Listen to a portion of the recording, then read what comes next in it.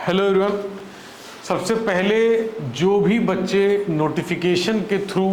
हमारा वीडियो देखते हैं उनसे मैं रिक्वेस्ट करूंगा कि अगर आप यूपीएससी की तैयारी कर रहे हैं या स्टेट पीएससी की तैयारी कर रहे हैं, उसमें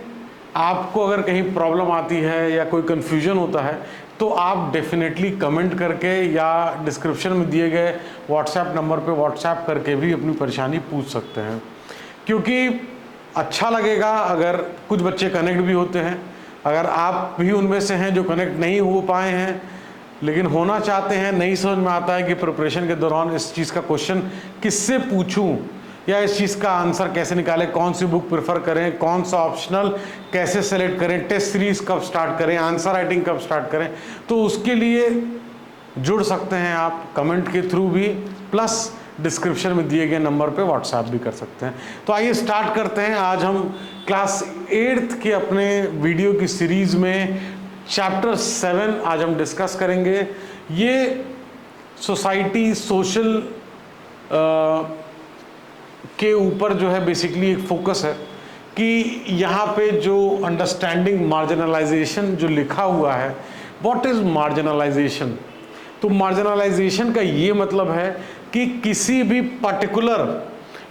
पर्टिकुलर पर्सन को, कम्युनिटी को, किसी पर्टिकुलर रीजन स्पेसिफिक कोई एक्टिविटी को ऐसा किया जाए कि किसी को इंडिविजुअल को एक तरीके से साइडलाइन कर दिया जाए। किसी को भी अगर हम साइडलाइन कर देते हैं, चाहे वो पर्सन हो या ग्रुप ऑफ पर्सन हो, तो हम क्या कहेंगे, that person is being marginalised. उसको एक तरीके से सोसाइटी से अलग कर दिया जा रहा है, वो कट ऑफ हो जा रहा है। उसके जो चीज़ें, जो एक बेसिक नेसेसिटी जो लोगों को सर्विस अवेल करने को मिलती हैं, वो वहाँ पे थोड़ी मुश्किलें होती हैं, वहाँ पे वो चीज़ें उपलब्ध नहीं हो पाती हैं, और होती हैं तो डिले होता है। एक तरीके से आप फोर्स करते हैं उनको कि वो जो सेंटर पे ना आके वो साइडलाइन हो जाए। ये एक तरीके से मीनिंग है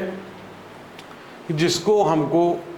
जिसके बेसिस पे ये पूरे चैप्टर को हमको समझना है। ये चीज़ें जो है स्टोरी फॉर्मेट में दी हैं। अगर आपको स्टोरी फॉर्मेट में चीज़ें पढ़नी हैं तो आप और डिस्क्रिप्टिव वे में ये रीड कर सकते हैं। ये वीडियो का उद्देश्य, ये एनसीईआरटी से जो ये चैप्टर लिया गया है, इसका उद्देश्य सिर्फ ये है कि यूपीएससी के जो लोग तैयारी कर रहे हैं, जो यूपीएससी के एस्पिरेंट्स हैं, उनको एक थोड़ा सा और क्लियरिटी देने का प्रयास किया जाए, एक प्लेटफॉर्म देने का प्रयास किया जाए कि ये वीडियो देखने के बाद अगर आप ये चैप्टर रीड करते हैं तो यूपीएससी रिलेटेड जो कंटेंट इस चैप्टर में है, मोर और लेस आपको वो चीज़ समझ में आ जानी चाहिए। ये ऐसा प्रयास है। तो सबसे पहले हु आर आदिवासीज। तो आदिवासीज लिटरल जो मीनिंग है, लिटरली क्या मीनिंग है, original inhabitants or community who lived often continue to live in close association with forest. अब फॉरेस्ट की अगर आप बात करें तो फॉरेस्ट हमेशा से, चाहे वो वुड हो, फूड हो, शेल्टर हो, सदियों से प्रोवाइड करते रहा है। बहुत सारे जो रिसोर्सेज हैं, बहुत सारे रिसोर्सेज हैं, वाटर हो गया, शेड हो गया, ये सारी चीज़ें हम लिंक कर सकते हैं फॉरेस्ट से। और अगर फॉरेस्ट में डेफिनेटली जो डेवलपमेंट है, किसी भी कंट्री में डेवलपमेंट नेसेसरी है, लेकिन at the cost of nature, at the cost of किसी को हम साइडलाइन कर दें, वो चीज़ देखना होगा, वो चीज़ को समझना होगा कि जो यहाँ पे आदिवासी के बारे में जो चीज़ बेसिकली हमको समझनी है, ओरिजिनल इनहैबिटेंट्स हैं एंड ऐसी कम्युनिटी जो कि in close relation with the nature, in close relation with the forest में उनका रहना खाना वहाँ पे लेकिन जैसे कि माइनिंग एक्टिविटी है, इंडस्ट्रियल सेंटर है, ये चीज़ें अगर आदिवासी एरियाज में आएंगी तो फिर पॉल्यूशन इंक्रीज होगा, वहाँ पे कमर्शलाइजेशन होगा, वहाँ पे कमर्शलाइजेशन होगा। तो आदिवासी जो अपने हिसाब से चीज़ों को वहाँ मैनेज करते थे, नेचर को नुकसान ऑलमोस्ट पहुँचाए बिना, जब वहाँ पे कमर्शलाइजेशन है, पॉल्यूशन इंडस्ट्रीज की वजह से होगा, तब फिर वहाँ पे इनको, जहाँ पे इनकी लैंड है वहाँ पे या तो बहुत कम पैसे दिए हुए या बहुत बेसिक जो रूल्स एंड रेगुलेशन प्रोसीजर्स को फॉलो करते हुए लैंड लेके वहाँ पे कमर्शियल एक्टिविटी स्टार्ट कर लेने में, तो इसमें क्या है, ये पता चला जो इनकी लैंड थी ये एक तरीके से लैंडलेस रह गए। आपके एनसीईआरटी में साफ साफ दिया गया है कि ऑलमोस्ट बहुत सारे स्टेट में जो लोग माइग्रेट कर रहे हैं, इधर उधर जा रहे हैं, उनमें आदिवासी की अगर बात करें तो बहुत बड़ा पॉपुलेशन है, क्योंकि कहीं ना कहीं एक फोर्स्ड माइग्रेशन की बात अगर यहाँ देखी जाए, या ये कहें कि वहाँ के लोगों को अगर हम साइडलाइन कर दिए, हम मान लिए कि भाई ये डेवलपमेंट के साथ आगे बढ़ने में इनको दिक्कत है, लेकिन ये सोच गलत है। यहाँ पे सीधे सीधे लिखा है कि ये जो कम्युनिटी है ये लिव फॉरेस्ट के एसोसिएशन में, फॉरेस्ट का क्या क्या चीज़ें हमने देखा, वुड, फूड, शेल्टर, बहुत सारे रिसोर्सेज जो वहाँ पे अवेलेबल है, उन रिसोर्सेज को एक्सट्रैक्ट करने के लिए जो माइनिंग एक्टिविटी और इंडस्ट्रियल सेंटर, लेकिन इस लेवल पे एक्टिविटी पहुंच जाती हैं कि कॉमर्शलाइजेशन और जो पॉल्यूशन है वहाँ पे इंक्रीज इतना कर जाता है कि इनका जो एंसेस्ट्रल जो बेस है वहाँ से इनको शिफ्ट करना पड़ता है। Adivasis practice a range of tribal religion that are different, तो इनका जो रिलीजन जो है, जो ट्राइबल रिलीजन है, इनकी जो प्रैक्टिस करने की जो तरीका है वो डेफिनेटली अलग है। उनका अपने बिलीव्स हैं, वो जैसे कि वर्शिप करते हैं अपने एंसेस्टर्स को, विलेज को, नेचर स्पिरिट को, and residing in various sites in the landscape, जैसे mountain spirit, river spirit, animal spirit. तो कहने का मतलब है इनके अपने तरीके हैं, इनका अपना वर्शिप का तरीका है, इनके अपने बिलीव सिस्टम है, तो डेफिनेटली वो उनका जो चीज़ें हैं वो अपनी चीज़ों को प्रैक्टिस करते हैं। लेकिन इनको अगर इनकी जगह से, इनकी नेटिव जगह से अगर इनको हटाया जाएगा तो डेफिनेटली वो एक बहुत रॉन्ग स्टेप है। तो स्टीरियोटाइप की यहाँ जो बात है कि जैसे कि पोर्ट्रे किस तरीके से करते हैं, अगर आदिवासी को कोई पोर्ट्रे करता है तो स्कूल्स के फंक्शन में देख लें, कहीं ड्रामा में देख लें, तो कैसे कोई कलरफुल कॉस्ट्यूम की बात करते हैं, हेड गियर पहनाए हुए दिखाते हैं, डांस करते हुए दिखाते हैं। तो एक तरीके से इनको एक तरीके से कहते हैं ना, एक माइंडसेट हो जाता है कि इस तरीके से, जैसे कि जो कलरफुल की मैं बात कर रहा हूँ या हेड गियर की बात कर रहा हूँ, डांसिंग की बात कर रहा हूँ, तो बहुत कहते हैं कि एक चीज़ें हैं कि जो रियलिटी से वाकई में जो रियलिटी चेक है वो डिफरेंट है। जो रियलिटी चेक है दैट इज डिफरेंट, बिकॉज आज की डेट में वो भी एजुकेशन, वो भी मेन स्ट्रीम मतलब चाहे वो शहर में हो, एजुकेशन हो, हेल्थ हो, सैनिटेशन हो, ये सारी चीज़ों पे बिलीव करते हैं और उस पर वर्क करते हैं। लेकिन ये जो स्टीरियोटाइप, जो माइंडसेट है, आज भी कुछ एरिया में, कुछ रीजन में आज भी प्रेजेंट है कि हम जब भी सुनते हैं अगर आदिवासी, तो कहीं ना कहीं वो चीज़ आती है जो कि कंप्लीटली रॉन्ग है, जो कि नहीं होना चाहिए, कि वो लैक ऑफ एडवांसमेंट की बात होती है कि नहीं वो रेजिस्टेंट हैं, वो चेंज एक्सेप्ट नहीं कर सकते, वो डेवलपमेंट का पार्ट नहीं हो सकते, उनको जो आज की डेट में जो कमर्शलाइजेशन हो रहा है या डिजिटलाइजेशन हो रहा है उसकी एक्सेप्टेंस कम होगी, विच इज़ कम्प्लीटली रॉन्ग। हम उनको स्ट्रीमलाइन में आने नहीं देंगे और ब्लेम करेंगे और एक स्टीरियोटाइप थिंकिंग रखेंगे, माइंडसेट रखेंगे, तो गलत हम हैं, वो नहीं। तो ऐसी थिंकिंग रखना एक तरीके से डिस्क्रिमिनेशन करना है, और ये कॉन्स्टिट्यूशनली अगर बात करें तो कंप्लीटली रॉन्ग है।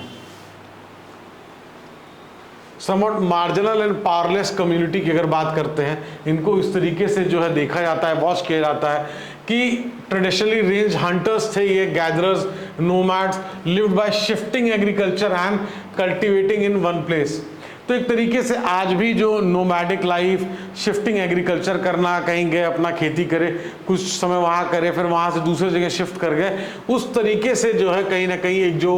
इमेज ऑफ आदिवासी टुडे जो है वो एक पावरलेस कम्युनिटी की ओर से देखा है। देखिए, हर पर्सन का इक्वल राइट है एक जस्ट सोसाइटी में रहने का, एक फेयर सोसाइटी में रहने का, with equal amount of opportunity सबको मिलनी चाहिए। इसी तरीके से आदिवासी को भी मिलनी चाहिए। यहाँ पे जो ये जो चैप्टर है इसमें चीज़ें जो दी हुई हैं, इसमें हमको समझना है कि क्या जो भी एरिया है, अगर वहाँ पे जो बहुत सारी चीज़ें जो सीक्रेट मानते हैं वो लोग, लेकिन वहाँ पे कमर्शलाइजेशन की वजह से उस चीज़ों को भी कमर्शलाइज कर दिया जाता है। वहाँ पे मिनरल माइनिंग के लिए या फॉरेस्ट के लिए, आयरन ओर के लिए, बहुत सारी चीज़ों के लिए, रिफाइनरीज और ये चीज़ों के लिए कहीं ना कहीं नेचर को, उनको और उनके डेवलपमेंट को भी जो है हिंड्रेंस होता है। तो forest land have been cleared for timber and to get land for agriculture industry. तो फॉरेस्ट की जो लैंड थी पहले, जहाँ फॉरेस्ट लैंड थी, आदिवासी रहते थे, कमर्शलाइजेशन की वजह से, commercialisation is good but balanced approach should be there. ऐसा नहीं है कि कमर्शलाइजेशन करने के चक्कर में जो लोग वहाँ रह रहे हैं उनको हम ना सुने, उनको हम ना देखें, ये चीज़ नहीं होनी चाहिए। एक बैलेंस्ड अप्रोच होनी चाहिए कि वो भी अपना काम कर सकें, नेचर को भी उतना पॉल्यूट हम ना करें, इतना ज़्यादा वो ना करें कि कल के डेट में उसका एडवर्स इफेक्ट देखने को मिले। जैसे आजकल होता है, बारिश के सीज़न में बारिश नहीं होती है, जब बारिश का सीज़न खत्म होने वाला होगा मानसून, तब बारिश अचानक से स्टार्ट होगी। ठंड में ठंड नहीं पड़ेगी, हल्की फुल्की पड़ेगी, जब ठंड खत्म होने वाली होगी तो अचानक से एक महीना ठंड पड़ जाएगी। तो दीज आर नेचर पे जो इफेक्ट आ रहा है कि जो फॉरेस्ट क्लियर कर देना एग्रीकल्चर के लिए, इंडस्ट्री के लिए, टिम्बर के लिए, जो एक की रिच मिनरल्स हैं उनको माइन करना है, उनको एक्सट्रैक्ट करना है, उसके लिए जो इंडस्ट्रियल प्रोजेक्ट्स वहाँ पे आ जा रहे हैं, ये चीज़ें कहीं ना कहीं उनको डिस्प्लेस कर दे रही है। और losing their land and access to the forest mean कि tribal lose their main source of livelihood and food. जो जहाँ से जंगल से उनको खाने मिल जाते थे, जहाँ पे वो अपना जो भी काम कर लेते थे, जहाँ पे उनका घर था, शेल्टर था, लेकिन कमर्शलाइजेशन के वजह से उनका जो लाइवलीहुड है, जो मेन सोर्स ऑफ लाइवलीहुड है, वो भी चीज़ें डिस्टर्ब हो जा रही हैं। और जो वहाँ पे रहे हैं, बचपन से वहाँ चीज़ें देखे हैं, इस तरीके से डिप्राइव हो जा रहे हैं कि वो जो साइकिल है, पॉवर्टी की साइकिल, एक तरीके से उस विशियस साइकिल में वो फंस जा रहे हैं। और उसकी वजह से इतना डीप इम्पैक्ट हो रहा है कि वो कंप्लीट जो लोग हैं वो आज भी मार्जिनलाइज अगर हो जा रहे हैं, तो हमारा जो डेवलपमेंट का ट्रू सेंस है वो कहीं ना कहीं ऐसा होगा कि हम फुल फ्लेज उसको अचीव नहीं कर पा रहे हैं, अगर ऐसा जिस भी सोसाइटी में हो रहा है। 45% of tribal groups in rural areas and 35% urban areas live below the poverty line. देखिए, 45% लोग ट्राइबल के जो रूरल एरिया में रह रहे हैं वो बिलो पॉवर्टी लाइन है, और 35% लोग जो अर्बन एरिया, जो शहरों में रह रहे हैं, ट्राइबल वाले लोग, वो पॉवर्टी लाइन के बिलो हैं। Yet lead to deprivation in many areas. Many tribal children are malnourished. Literacy rate among the tribals are also very low. तो यहाँ पे एक हमने देखा पॉवर्टी चैलेंज हो रहा है, malnourished का मतलब एक हेल्थ भी एक चैलेंज हो गया, लिटरेसी रेट इसका मतलब एजुकेशन। तो जब पढ़े लिखेंगे नहीं, हेल्थ अच्छी नहीं होगी, पॉवर्टी, पैसे नहीं होंगे खान पान पूरा करने के लिए, सारी चीज़ें, हेल्थ कहाँ से मेंटेन करेंगे, कहाँ से एजुकेशन मिलेगी, ये चीज़ें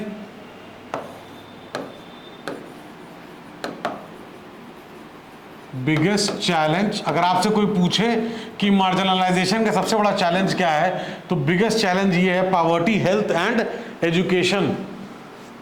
आज के डेट में आप इमेजिन करिए किसी पर्सन को जो कि बिलो पॉवर्टी लाइन भी है, हेल्थ मेंटेन नहीं कर पा रहा है, मैल नरिश्ड है, लिटरेसी रेट भी बहुत लो है ट्राइबल एरिया, ट्राइबल के पॉपुलेशन में। तो कहीं ना कहीं ये जो चीज़ें जो आपके एनसीईआरटी में दी हुई हैं, उन पर्सन्स का फ्यूचर, उन पर्सन का जो ह्यूमन कैपिटल की अगर हम बात करें तो उनका जो ह्यूमन कैपिटल में जो रोल है वो कहीं ना कहीं एक चैलेंज दिखता है। और कहीं ना कहीं ऐसा फील होता है कि जो आउटपुट उनसे मिल सकता है वो चीज़ उस सोसाइटी में अगर उनको हम जगह देंगे तो वो भी आगे आके पार्टिसिपेट करेंगे, और ये चीज़ें चाहे वो पॉवर्टी से बाहर आएंगे, हेल्थ अच्छी करेंगे, एजुकेशन हासिल करेंगे और जीवन में आगे बढ़ेंगे। तो इस चैप्टर में हमको ये चीज़ें ही पढ़नी थी। एज अ सोसाइटी हमको चीज़ों को देखना है, इमेजिन करना है, रिफ्लेक्ट करना है, अपनी थिंकिंग को देखना है। जो मुझे समझ में आया, मेरे हिसाब से जो चीज़ थी मैंने बताया। आपको जो चीज़ ठीक लगे इस चैप्टर में, अगर और कोई चीज़ एक्स्ट्रा लगे तो आप वो भी पढ़िए, रीड करिए चैप्टर खुद से,